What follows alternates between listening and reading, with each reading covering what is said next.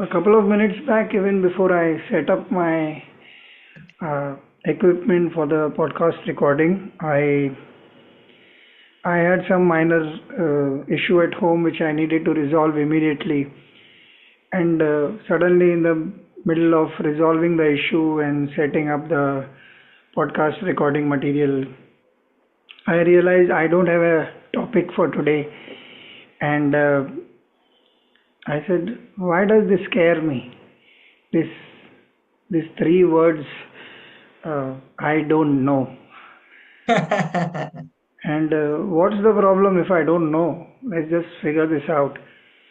And while I was figuring it out, I thought, why not discuss with my very, very good friend and a fellow journeyman on this podcast and life, I would guess. We keep talking once a while.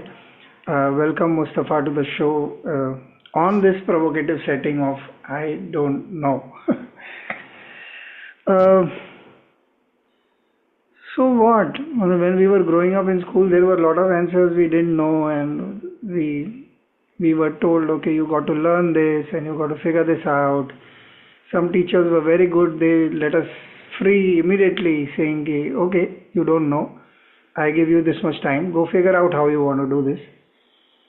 I don't know was not so difficult when I was growing up, but as soon as I became wise and adult and knowing the world and proud of myself, I think I don't know became kind of a challenge that I didn't like. I feel a little, even as I say this, I feel free, and yet a little tense somewhere here. Oh, I don't know. I'm actually admitting it. How do you see it? How do I see it? How do I see the whole topic of I don't know? Yes.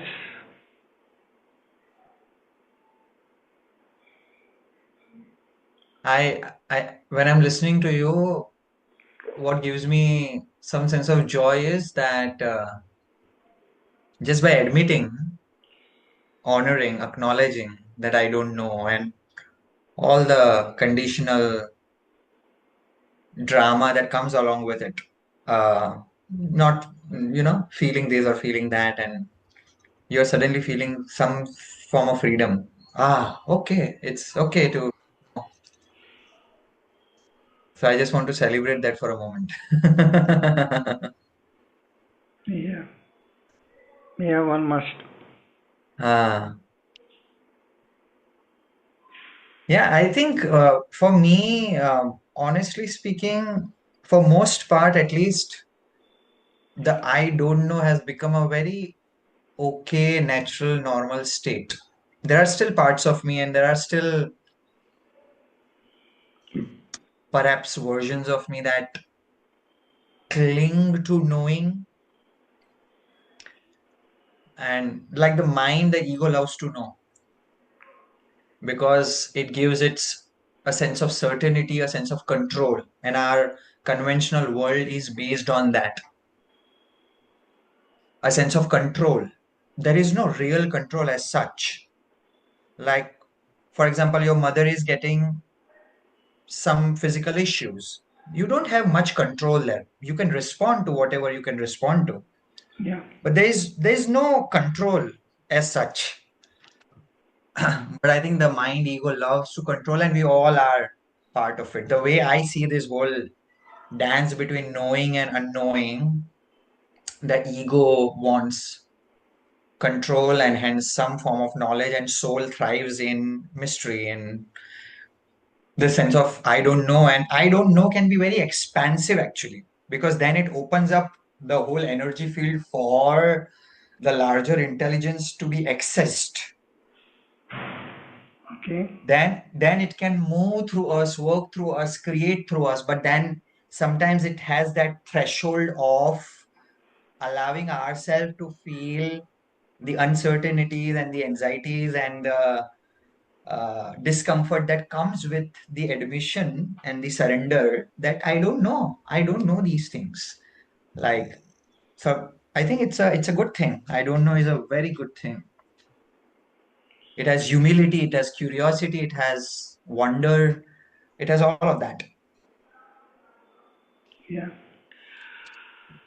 Uh, I will just take one little part of your answer that led to one new doorway in this whole thought. Um,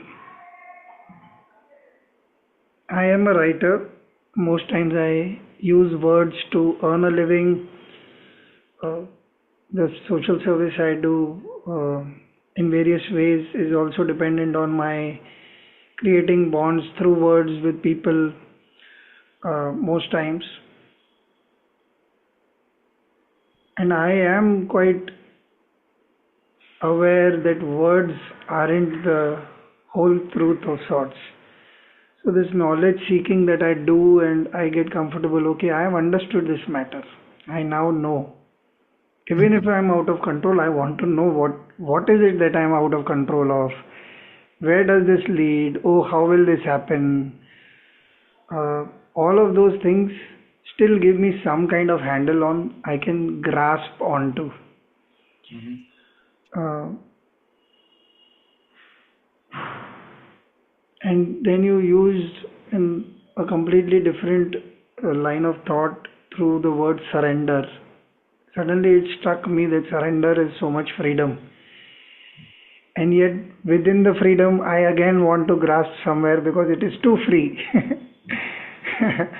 Those two contrasting thoughts were running in my head as you were speaking.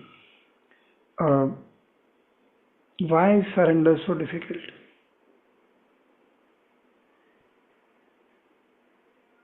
It's interesting. I'm sitting in the land of Ramana Maharishi and I'm in Tiruvannamalai, and when I'm listening to you, I don't have any authority on his teaching, but I'm assuming if someone would ask him a question like this, he would reply with something like, "Who is this I that is having difficulty surrendering? Who is this I who has this need to control and inquire into that?" So if I was at your place, then yeah, a lot of times I am. Like we have these tendencies that, oh yes, I understand that surrender is good and important and like intellectually, yes. But then I also have these impulses to control, to know, to have certainties. And to me, it helps to inquire into who is this I? Who is this I um, that has that? And doing it from a place of curiosity and openness, not from a place of judgment or from a place of labeling it right or wrong. Just, and I think on my inquiry, what I find is to surrender, you need faith. There has to be faith. Now the mind will quickly ask, faith in what? Right? Which God or what God or in what? Like mind will ask that. Um,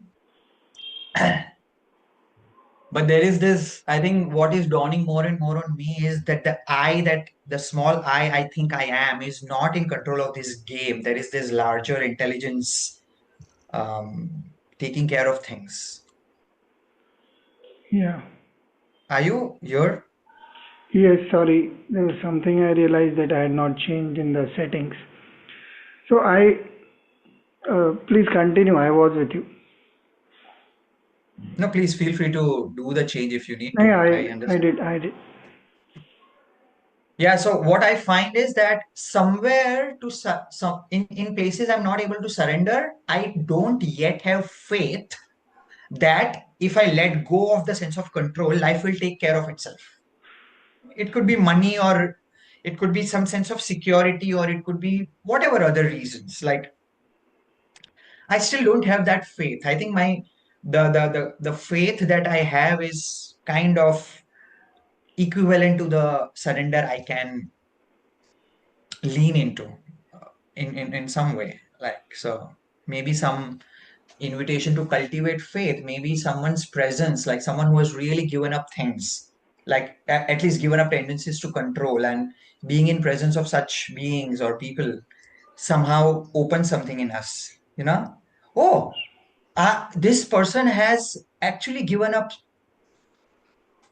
a sense of control to a great extent, and he or she is doing all right. Like, or maybe he or she is more happy, or maybe he or she is more peaceful. And because at the end of the day, that's what we are seeking: peace, happiness, joy, freedom, and all the exquisite drama to achieve that through fame and recognition and sex and relationship and community and family and money and job and recognition, all of it. Like, but at the base, we are seeking something very common and similar. So, yeah. I I love your effusive way of mixing things. It's like a good cook picking up many things at once and playing with them and tossing and turning and adding uh, and really it kind of brings it to a nice, tasty new question. In my case, I was just enjoying the answer so much. Then I am thinking of uh, one person did come to mind that I have seen who has tremendous faith and uh, who happens to be some kind of clairvoyant. I used to meet him as a family friend, as a person who knew him for quite some time. And once I had asked him, I asked him, what happens? What do you see? Once he said, oh, the moment you come and whoever comes and sits, I know both the question and the answer. I don't need the person to come and ask me the question. And nothing happens in my mind. He says, I have no idea. It's all very clear. That's all I know. I just let go and I know. And he pointed at the idol at his back, the person, the saint that he follows. And then he landed up saying, sometimes the answer is catch this guy by the collar and throw him out. And I was like, oh, so in that case, what do you do? He says, no. If he moves out of this space of grace, then there is no hope for him. If he is around, even if he is beaten around and he doesn't know what is happening, the things that go up and down, he'll still be taken care of because the space is healing in a way. But if he decides to go out for any reason or he's angry and he feels unheard, so you say all I do is I try and couch the negative answer in good words. I don't lie, but I will not. I'll keep telling him, okay, this will take some time. You will need to keep on doing some kind of sadhana or whatever I need to give him in terms of guidance. So that kind of responsibility is what he spoke about. And I found it so endearing that he himself had many challenges that I knew of. Physically, you could see there were so many things wrong, but his face never reflected that. Never. He went through the ups and downs, smiling and helping other people in whatever way he understood. I have a random question because of this guy and right now. I find a lot of saints have never been very, very educated in the traditional sense. Mhm. They are very simple folks. One of the saints we look up to from any religion. My own religion, when I look at Guru Nanak, say if you look at Christianity, there is Jesus was a carpenter. Uh, there are cobblers. There is Kabir the weaver. The Rahims and all kinds of people have always been not very well to do, or in terms of circumstances they are not, like they haven't got it all. Like we would think happiness is, oh, he has a perfect happy life, oh, he has a good family, he has enough money to take care of his daily needs, but they were always struggling. And they were not only struggling on the material plane, they were struggling till they found their path, because that whole intensity within them did not allow them to just rest with the world as it is. So how is this possible? Things are absolutely wrong on the material front for them. What do you think is at work here? Raman Maharishi, you look at them, none of them. In fact, in their photographs, half of them don't have even a shirt on. How and why would this be, according to you? What's your question exactly in this? The question is that the people who seem the happiest don't seem to have the most necessarily. And assuming that happiness is connected to having the most. That's how we seem to be uh, following and pursuing. So if I feel that there is a dearth of money, like you said in your last answer, I will work harder, I will do things, I will tie threads around my wrist and go to Babas and do this and do that, and or if I have some other unhappiness, yeah, I don't have a child, I don't have a spouse, I don't have uh, some kind of lack is overpowering me at any point of time. I go and try I put in every effort in every way to see that, oh, that comes to me, then I'll be happy for sure. So I'm correlating that obviously if there is this much of queuing up for things, it's very easy to say they are material things. The mind doesn't know material or spiritual. It only knows lack or fulfillment. So it keeps following, okay, if I get this, I will resolve it. And it doesn't happen. And every time I get something, there is something else that I haven't got, and then you're running after that. Why is this happiness reserved for people who don't seem to care about this? It's interesting the way you put the sentence. Happiness is reserved for people who don't seem to care about this. I think Yeah. that's the answer for perhaps that is the answer to I think when I'm listening to you, you are already there is an inquiry and there is a observation, there is this observation of tendency of mind to need more, want more. See, I am personally not against material things as such. I think it's okay to have material, like I'm not against material things, but I am convinced at the core of my being that that's not where what we are deeply seeking lies. Okay. So deep down, what we are seeking is peace, happiness, freedom. Something of that sort is what we are deeply seeking. And that is not found in any outer pursuits, so to say. Now, I'm not against outer pursuits. So it's okay to have a comfortable lifestyle. It's okay to have whatever your needs are. I'm not against that.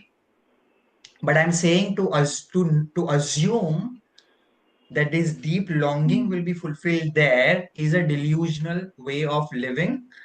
And I don't subscribe to that. So you could be, for example, you could be a saint who doesn't need much, for example.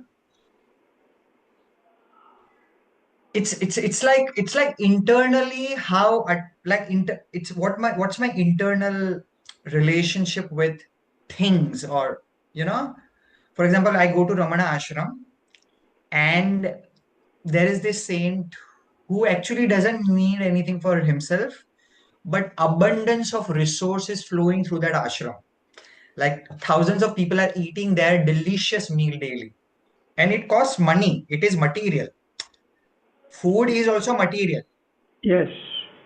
and it costs money, and but the resources flowing through there. Like, so I think it's also, yeah, I don't know if I'm answering you, but what I just want to put it like this is that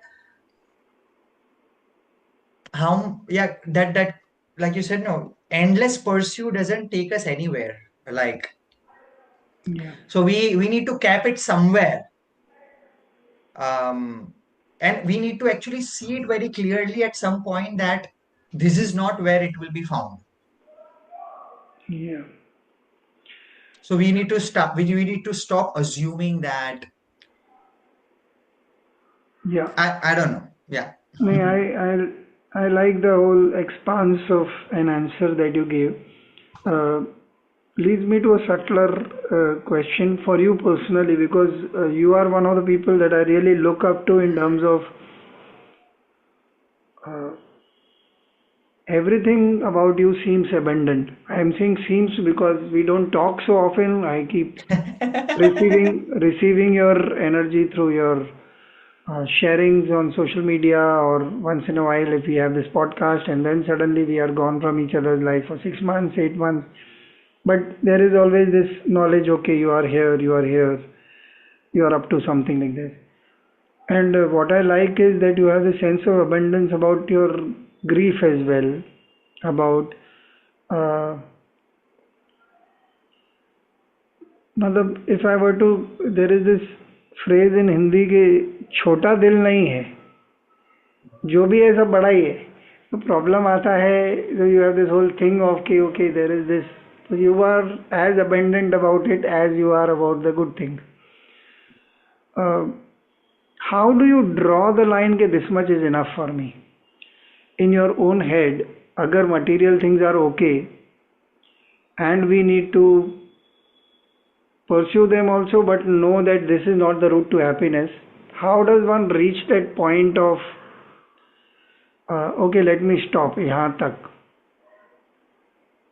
I think we need to stop. We need to stop, pause, take a conscious pause, and examine what are my value systems at any point on my journey. For example, currently, if my value systems are I want to dedicate myself to a certain spiritual sadhana and path, and for my own purification of my heart and mind, I want to dedicate myself to that to a great extent. If that is one of my value system, and then maybe I have other things in my value system. That if someone asks me for something which costs something, I want to be able to give it. If that is part of my value system, or whatever my, like, if I want to learn something from someone and it costs something, if maybe that is part of my value, whatever. So I think what I do is, interesting question. What I do is, it's how much I need is connected to my desire system. What are my desire system? We all have, the whole universe I perceive is based on my desire system, my fears and my longings and my needs and everything. And I think what I have tried to do is minimize my desire system as much as I can. So there are certain places where I can let go of. Like, for example, I don't care about any designer things. It doesn't add any value in my life. It doesn't do anything to me. Like, I am so comfortable in this. I'm not sacrificing it. It's not like I need it and I'm suppressing it. It's not that. Because I'm still trapped. If I need it and I'm not getting it, I'm still not free. Yes, yes. um, so yeah, becoming clear about the value system, aligning ourselves with our soul, because we all have soul, we all have this intuitive thing. Aligning ourselves with that, cutting off whatever is not necessary. What are we doing for outside world and what are we doing for our soul? I think that's a good filter, because a lot of things that we need in conventional ways, we are doing it for the world.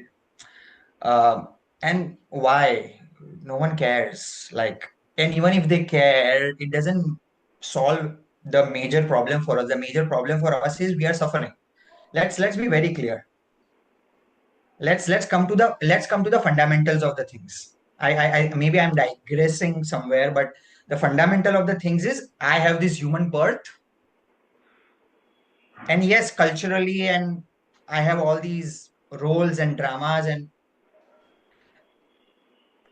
this game to play of relationship and work and money, and fair enough, we have to a certain extent, but there's this dilemma problem of human being human, and I'm suffering. And yeah, I would like to focus on that and minimizing whatever for. Yeah.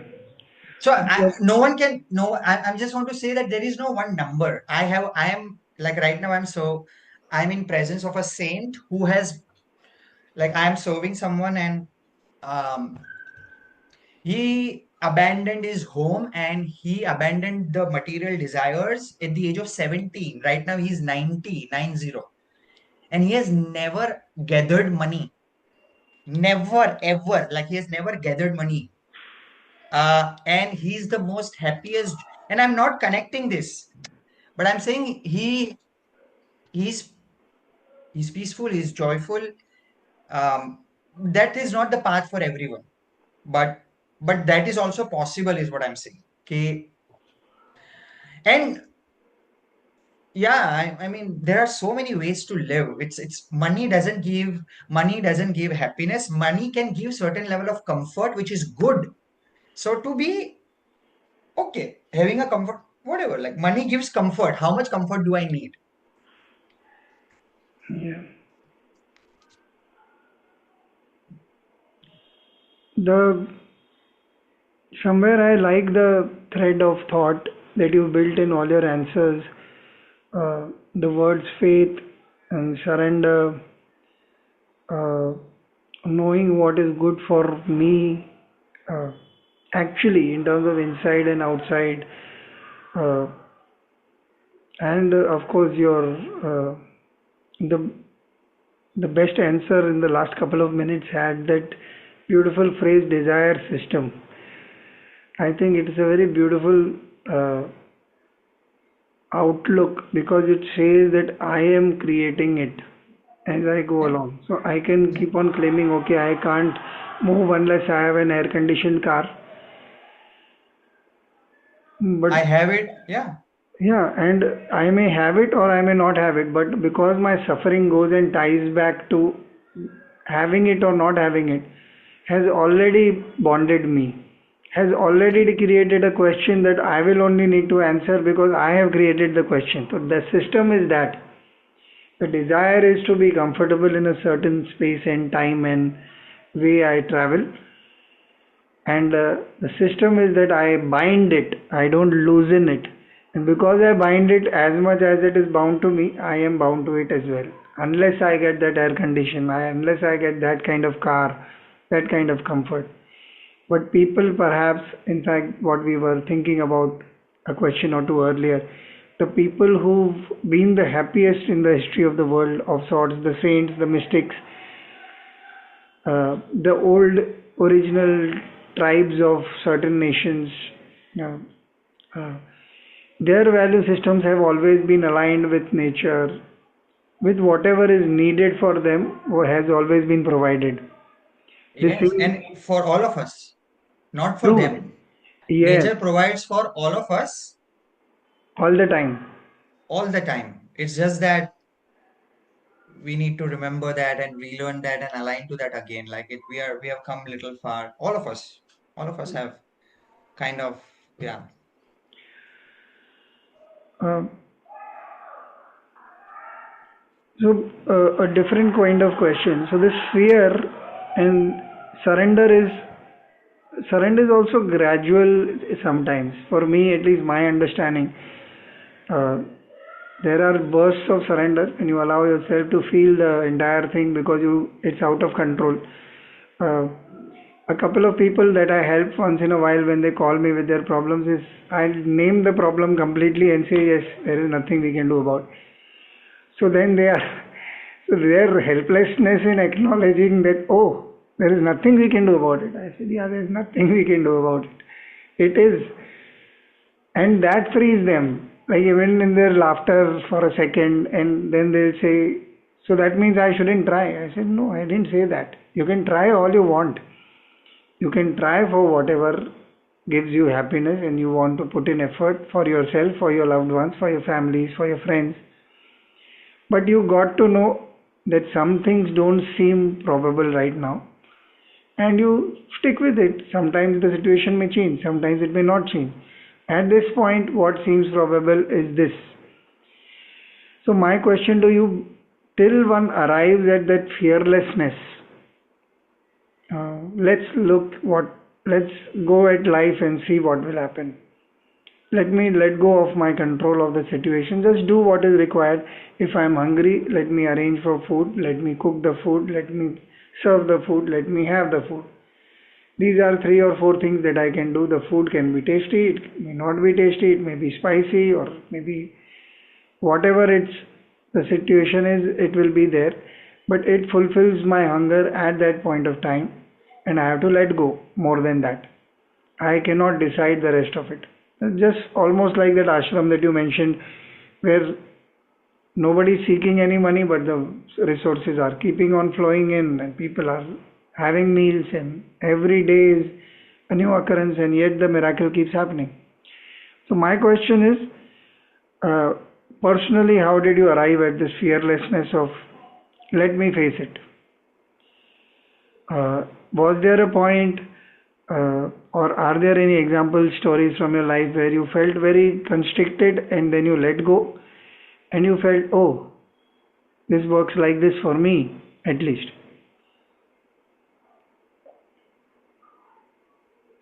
Honestly, I'll just be very honest with you. I Hmm. don't think so. I'm completely fearless.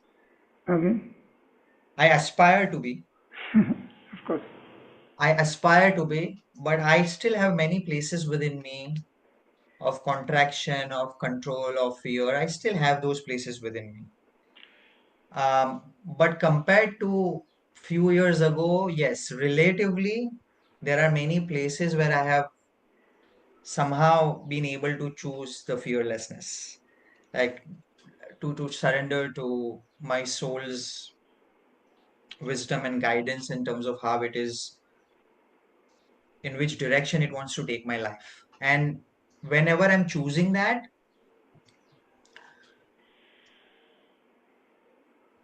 there are there are these ancient fears and anxieties and everything comes up for me.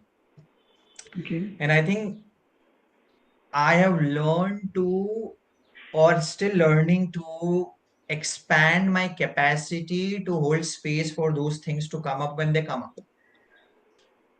So, cultivating this dimension of self, which is this spacious presence and awareness, which can hold space for even the fears and the anxieties, so that when they come up, they are not in the driving seat, but they are held in this warm, expansive space for it to alchemize or whatever, like move through that. I think that is one of the things which is very important, like because there is almost this unconscious impulse from the fear-based consciousness to act out of fear, and we all have that. So I think it takes certain amount of practice, it takes certain amount of capacity in the nervous system, it takes certain amount of faith in the life, it takes certain amount of dissatisfaction. uh, I think it also takes a great amount of dissatisfaction from continuously choosing from a place of control. I think at a certain point, one has to come to a felt experience of this is dull way of living. Like, it's so dull way of living because we are always contracted when we are choosing from control somehow. Like, I don't know. Yeah, Yeah. I don't think so. Yeah. I So, allow me to thank you for this wonderful answers. hmm, It is it's a joy to hear how the same person can revisit himself and change focus in have this larger perspective about one's own self and one's own problems and circumstances and allow the whole thing to expand. Uh, that's a wonderful thing, I would think, in terms of approaching, because we feel this struggle for survival, I would call it. This whatever version of me that I hold inside me feels little less because he doesn't have this or that, or he or she, whatever that. There is obviously the reality that inside myself there is no fixed notion.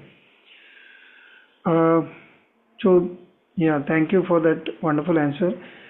Uh,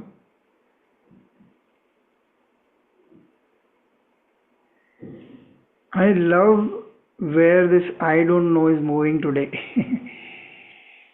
It is literally as if one is gingerly walking across a stream, trying not to fall in it, and come up with just the right place to keep our foot in that knowledge and move enough for me to have my other foot in the air too, and knowing that something, some part of support will come and hold me there.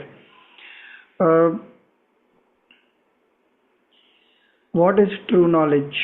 If if I were to ask you to give a experiential answer according to you, whatever you've known, because you did mention in your last answer that uh, you still have fears, so there is light going to those areas which are still dark, but you haven't resolved them fully to your satisfaction, or they haven't come up in a manner where you can see them, or you are in an accepting zone.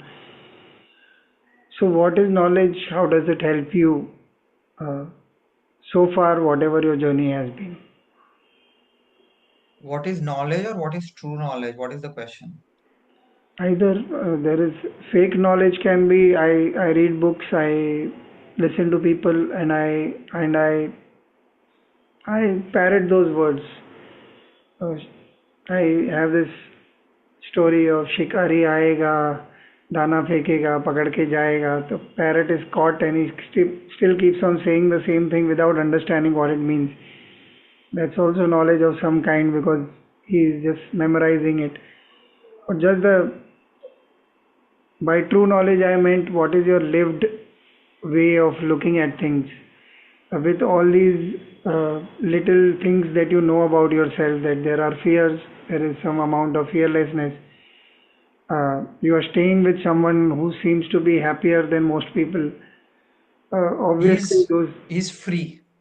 yeah, He's free from this dualistic perception yeah, that we most of us are caught up in. We inherently operate from this sense of separation, that there is me and other. yeah, And we have read many books that talks about oneness and unity and all of that, but that is not more a lived experience for most of us.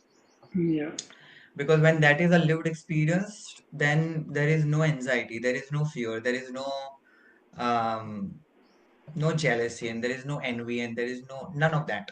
All of that belongs to this realm of separate self. So yeah, I think I have come to see more and more and more and more that that this separate self that I believe myself to be, that's not who I am. And that mold keeps on breaking and breaking and breaking and breaking. It's not completely dissolved. It's still there. A lot of it is there, but it keeps on dissolving. A lot of my own mold of who I am keeps on dissolving. And every time it does, it frees me a bit, but it also brings up all the fears and things that I've not seen within myself. And one has to be, first of all, willing to be open to that process. One has to be willing. And once one is inwardly saying, yes, I am willing to let go of myself, or at least the I that I think I am, then the support and the wisdom and the necessary things will come. So, yeah, yeah, I mean, I feel at this stage of my journey, I feel very much aligned to the common pointers that these saints are pointing to, that there is this absolute truth of who we are. I am not a, that's not my lived experience, but somewhere deep down, I feel that that is where my trajectory is. And then my lived experience is based on that. Okay, I, in essence, in truth, if I am this one being, which Advaita Vedanta calls Brahman, or um, uh, self, or Buddhism called something else, or yoga calls the unified self. Mm, but then my relative lived experiences, I have this sense of separation. And so then the inquiry goes into, okay, what is creating this sense of separation? Then I can see my old desire systems. I want this and I want that, and not judging anything, but those are there. And And yeah, the work is to inquire into them and either give them up or fulfill them in a conscious way, knowing that at the end it's empty. At the end, it's not going to give me anything worthwhile, but maybe because I have them and I only intellectually know them to be empty, because if I really know them to be empty, it has to fall apart. It has to fall away. Because if I can really, if I'm thirsty and if I can really see this glass have no water, I will not be fascinated by the glass. But as long as I'm fascinated by the glass, I somewhere have a belief that it has water. So maybe I have to pick up the glass once and put it on my lips. Uh, Maybe that is, so maybe I think, yeah. So I think that, I don't know if I'm answering your question, but I'm going somewhere. I like the way you are answering my questions today. It is one of the most fascinating conversations we've been having in a long time. Uh, from beginning with I don't know to coming to a point where you have described knowledge in pointers rather than being exact about it, which is what I like the most about today's answers. It provokes me to think up of my own context and being there. So you are in a way inviting me into your answer and saying, look, this is all I have. Now you figure out how you want to move around in the dark. And I like it because it allows me to grow with your answer as much as you are growing with your answer by giving an unrehearsed version of what you think. Uh, Thank you so much for today's time and absolute fascinating conversation as always. Uh, I really enjoyed this and would want to visit it again because there are a lot of small things that were opened up that I would want to sit with and have a look. Uh, Thank you, Mustafa, for your time and your answers today. Thank you, Surinder. Lovely talking to you. Yes.